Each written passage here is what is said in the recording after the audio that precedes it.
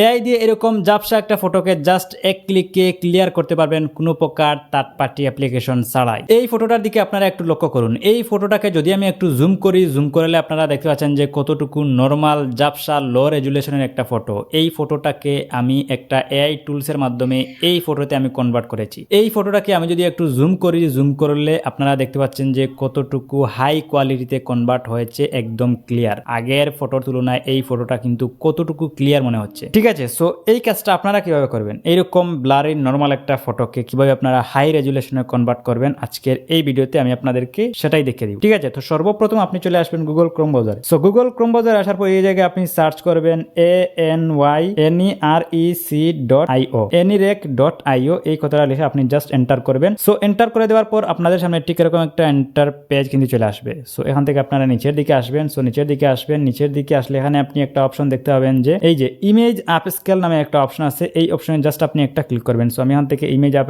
Scale এই অপশনে click করলাম। ক্লিক করার পর এখান থেকে একটা অপশন শো করতেছে আপ স্কেল নাও, এই অপশনে জাস্ট একটা ক্লিক করবেন। ঠিক আছে, সো এই অপশনে ক্লিক করার পর এখন আপনাদের সামনে ঠিক এরকম একটা এন্টার পেজ কিন্তু চলে আসছে। সো এখান থেকে আপনি যদি নরমাল ইমেজকে আপ স্কেল করতে চান তাহলে আপনি এখান থেকে জেনারেল ইমেজেস এই অপশনে ক্লিক করবেন। আর আপনি যদি কোনো কার্টুন পিকচার্সকে আপ স্কেল করতে চান তাহলে এখান থেকে আপনি অ্যানিমেশন এই অপশনে জাস্ট একটা ক্লিক করবেন। ঠিক আছে, সো আমি এখান থেকে আপ স্কেল এই অপশনে ক্লিক করলাম। ক্লিক করার পর এখান থেকে আমি এই যে গ্যালারিতে চলে আসলাম। সো গ্যালারিতে আসার পর এখান থেকে আমি যেই ফটোটাকে আপ স্কেল করতে চাচ্ছি ওই ফটোটা আমি এখান থেকে সিলেক্ট করে দিব। সো এখান থেকে আমি আমার এই যে লো রেজুলেশনের ছবিটাকে আমি এখান থেকে ক্লিক করে দিলাম। সো ক্লিক করে দেওয়ার পর এখন এটা প্রসেসিং হচ্ছে। সো এটা প্রসেসিং হতে 20 থেকে 30 সেকেন্ড সময় নিতে পারে, আপনারা জাস্ট একটু ওয়েট করবেন। ঠিক আছে, সো এখন দেখতে পাচ্ছেন যে অলরেডি আমার ইমেজটা কিন্তু আপ স্কেল হয়ে গেছে। সো এখন আমি যদি এই যে বিফোর আফটার রেজাল্টটা যদি আপনাদেরকে দেখাই তাহলে এখন দেখতে পাচ্ছেন যে এই যে কতটুকু আপ স্কেল হয়েছে এই ব্লারি ইমেজটা, কতটুকু হাই রেজলিউশনে কনভার্ট হয়েছে আপনারা জাস্ট দেখলেই বুঝতে পারবেন।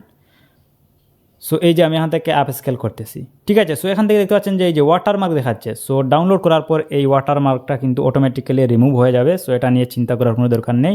সো এই ওয়াটারমার্কটা রিমুভ হয়ে যাবে। সো এখন আপনি যদি এই ইমেজটাকে ডাউনলোড করতে চান তাহলে এখান থেকে আপনি নিচের দিকে এই যে ডাউনলোড এই আইকনে যদি আপনি ক্লিক করেন, ক্লিক করলে কিন্তু এখন এই ইমেজটা আপনার গ্যালারিতে ডাউনলোড হয়ে যাবে। সো এখন দেখতে পাচ্ছেন যে অলরেডি ডাউনলোড হয়ে গেছে। আমি যদি এখান থেকে ওপেন করি, সো ওপেন করলে এখন দেখতে পাচ্ছেন যে এই যে আমরা যে ওয়াটারমার্ক দেখেছিলাম ডাউনলোড করার আগে ওই ওয়াটারমার্কটা কিন্তু এখন রিমুভ হয়ে গেছে ডাউনলোড করার পর। সো এখন এই যে আমি যদি একটু জুম করি, জুম করলে আপনাদেরকে দেখাই এই যে কোনো প্রকার ওয়াটারমার্ক কিন্তু নেই। ঠিক আছে, সো এভাবেই কিন্তু আপনারা খুব সহজে এই এআই টুলসের সাহায্যে যে কোনো নর্মাল ব্লারি একটা ইমেজকে এভাবেই কিন্তু আপনারা আপ স্কেল করতে পারেন, এইচডি কোয়ালিটিতে কনভার্ট করে কিন্তু আপনি ডাউনলোড করতে পারেন। সো আশা করি এই ভিডিওটা অনেকেরই অনেক বেশি কাজে লাগবে।